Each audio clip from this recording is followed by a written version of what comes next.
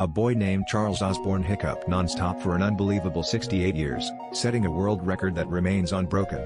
Starting in 1922, after a farm accident, his hiccups continued at a rate of up to 40 times per minute, slowing down only in his later years. Despite seeking medical help and trying countless remedies, nothing could stop them.